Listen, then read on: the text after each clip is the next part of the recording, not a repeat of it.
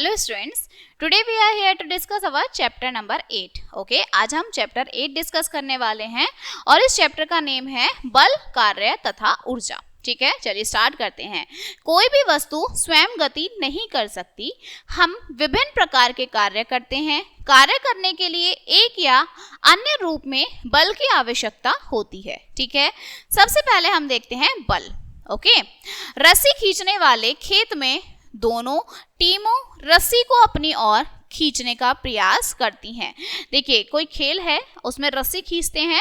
दोनों जो टीम होती हैं, ये जो दोनों आमने सामने वाली, ये 1 टीम कह दो, इसे 2 टीम कह दो, ये दोनों क्या है, बिल्कुल फोर्स लगा रही हैं. वे रस्सी को खींचने के लिए बल का उपयोग करती हैं. उनका जितना वो कर सकती हैं उतना वो खींचती हैं. ठीक है, कोई वस्तु खींचने या धकेलने पर ही गतिमान बन सकती है. जब हम एक बड़ी लकड़ी को धकेलते हैं तो हम उस पर बल लगाते हैं तथा जब हम उसकी गति के विरुद्ध बल लगाते हैं तो वह रुक जाता है. ठीक है, अगर हम उसके अपोजिट में बल लगाते हैं तो वो क्या होता है, रुक जाता है. इस प्रकार बल वह क्रिया है जिसके द्वारा किसी गतिमान वस्तु को रोका अथवा रुकी हुई वस्तु को गतिमान बनाया जा सकता है. जब बल लगाया जाता है तो वस्तु बल की दिशा में गतिमान हो जाती है. जिस साइड में उस पर फोर्स लगाई जा रही है वो उसी साइड में गतिमान हो जाती है, एक्टिव हो जाती है. चलिए, बल निम्नलिखित कार्य करता है. क्या कार्य करता है? यह गतिमान वस्तु की दिशा को बदलता है. जो डायरेक्शन होती है उसे चेंज कर देता है. उदाहरण, टेनिस का खिलाड़ी खेल खेलते समय गेंद की दिशा को बदलने के लिए बल का प्रयोग करता है. सेकेंड, यह वस्तु की गति को बदलता है. उदाहरण, जब हम साइकिल के ब्रेक लगाते हैं तो उसकी गति कम हो जाती है क्योंकि वो अपोजिट में लगते हैं. ठीक है, यह वस्तु की आकृति को बदलता है. उदाहरण, जब हम रबड़ की गेंद को चबाते हैं तो उसकी आकृति बदल जाती है. ठीक है, लास्ट, यह गतिमान वस्तु को रोकता है. उदाहरण, जब हम गतिमान गेंद को पकड़ लेते हैं तो वह रुक जाती है. ओके, चलिए आगे चलते हैं. तांत्रिक बल. अब ये तांत्रिक बल क्या है? तांत्रिक बल पेशीय बल, गुरुत्वाकर्षण, लोचदार बल, घर्षण और उत्प्लावन बल. ठीक है, सबसे पहले यांत्रिक बल. यांत्रिक बल क्या होता है? यह बल मशीनों द्वारा लगाया जाता है. मशीनें विभिन्न तरीकों से वस्तुओं पर बल लगाती हैं. ठीक है, अलग अलग तरीकों से वो बल लगाती हैं.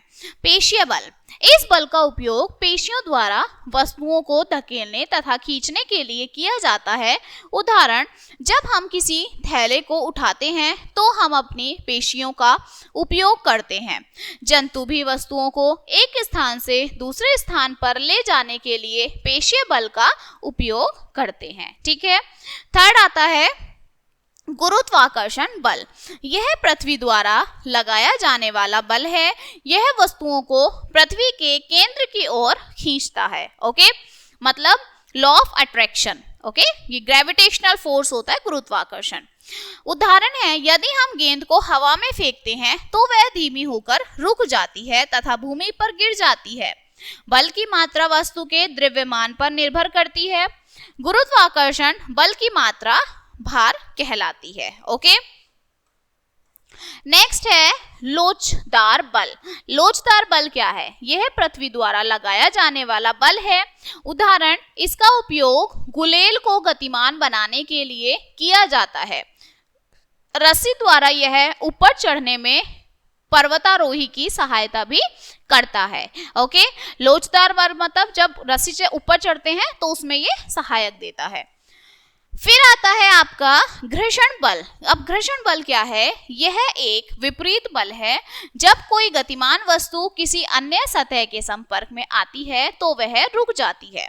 जब दो वस्तुएं एक दूसरे से रगड़ी जाती हैं तो वहां घर्षण होता है. ओके, उदाहरण देखिए, गेंद को एक खुरदरी सतह पर फेंको. यह कुछ सेकंड बाद रुक जाती है.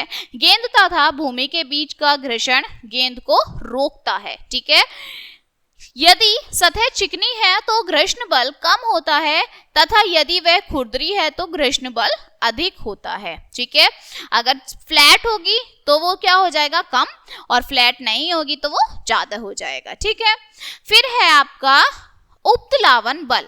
अभी उपप्लावन बल क्या है, यदि हम खाली गिलास या लकड़ी के टुकड़ों को पानी में डुबोएंगे तो ऐसा प्रतीत होगा जैसे पानी ऊपर की ओर बल लगा रहा है।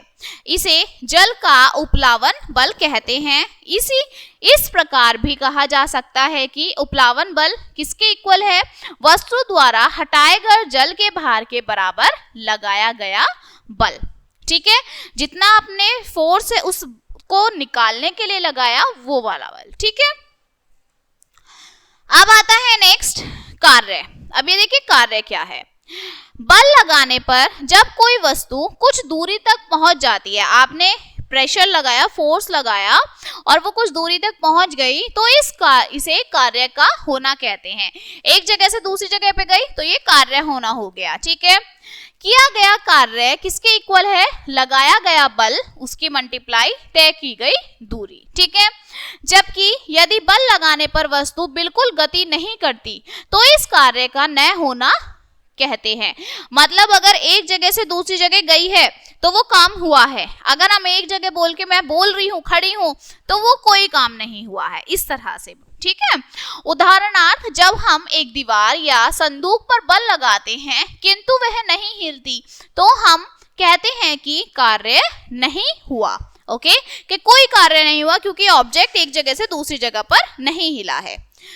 जब फुटबॉल पर प्रहार किया जाता है, हमारे द्वारा स्कूल बैग को ले जाया जाता है, जब पक्षी आकाश में उड़ते हैं आदि में कार्य किया जाता है।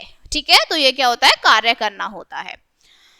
नेक्स्ट आती हैं आपकी मशीनें। ओके, कई बार कार्य को केवल हाथों से करने में असुविधा होती है, मशीनें सरलता से कार्य करने में सहायता करती हैं। अतः मशीन कोई भी ऐसा औजार हो सकती है जिसकी सहायता से कार्य सरलता पूर्वक तथा जल्दी किया जाता है। उदाहरणार्थ घिरनी, प्लास, कैंची, उत्तोलक, धुरी, ढलान, पेंच आदि। ठीक है, फिर आता है आपका ऊर्जा। कार्य करने के लिए ऊर्जा का उपयोग किया जाता है, मतलब एनर्जी का प्रयोग किया जाता है। ऊर्जा को कार्य की क्षमता के अनुसार समझाया जा सकता है। जब आप बैठने के लिए कुर्सी को खींचते हैं तो यह कार्य हुआ तथा हम अपनी ऊर्जा का उपयोग भूमि द्वारा लगे घर्षण को हटाने के लिए करते हैं। ठीक है, अब आते हैं आपके ऊर्जा के रूप। अब क्या क्या ऊर्जा के रूप होते हैं, सबसे पहले है विद्युतीय ऊर्जा।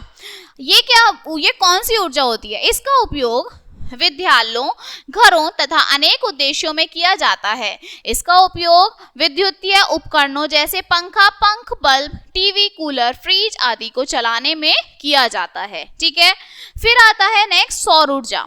यह ऊर्जा हमें सूर्य से प्राप्त होती है। प्रकाश संश्लेषण की क्रिया से समय हरे पौधे इसे ग्रहण करते हैं। ठीक है, सौर ऊर्जा मतलब जो प्लांट्स एब्जॉर्ब करते हैं।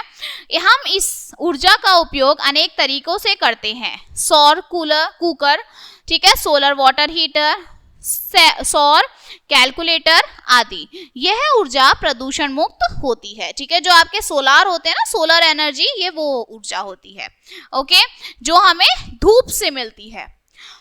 फिर आता है आपका पवन ऊर्जा। पवन ऊर्जा क्या होती है, चलती हुई वायु में ऊर्जा होती है। ठीक है, इसका उपयोग पवन चक्कियों की पंखुड़ियों को घुमाने में किया जाता है। पवन चक्की का उपयोग गेहूं पीसने, भूमिगत जल को निकालने, विद्युत का निर्माण करने आदि में किया जाता है। ठीक है, तो ये क्या होती है, आपकी पवन ऊर्जा होती है। फिर है गिरते हुए पानी से ऊर्जा।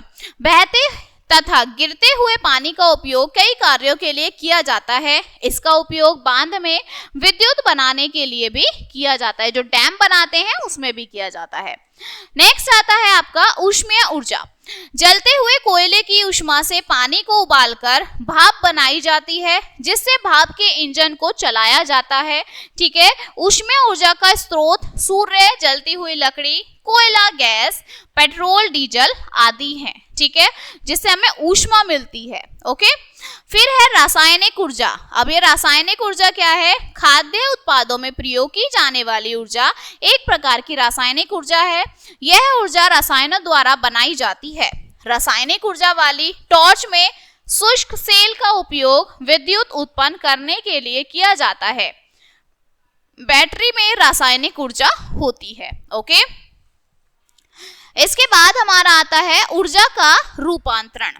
अब ऊर्जा का रूपांतरण क्या है? देखिए, सभी प्रकार की ऊर्जा को रूपांतरित किया जा सकता है, अर्थात इन्हें एक रूप से अन्य में बदला जा सकता है।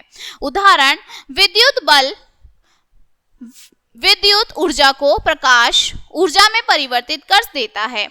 घंटी विद्युत ऊर्जा को ध्वनि ऊर्जा में परिवर्तित कर देती है।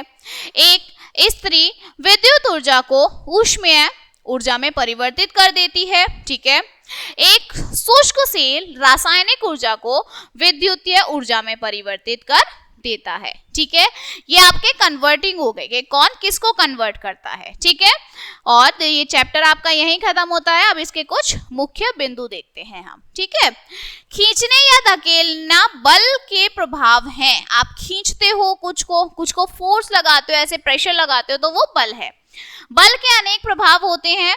यह वस्तु को रोक सकता है, वस्तु की गति तथा आकृति को बदल सकता है। ओके।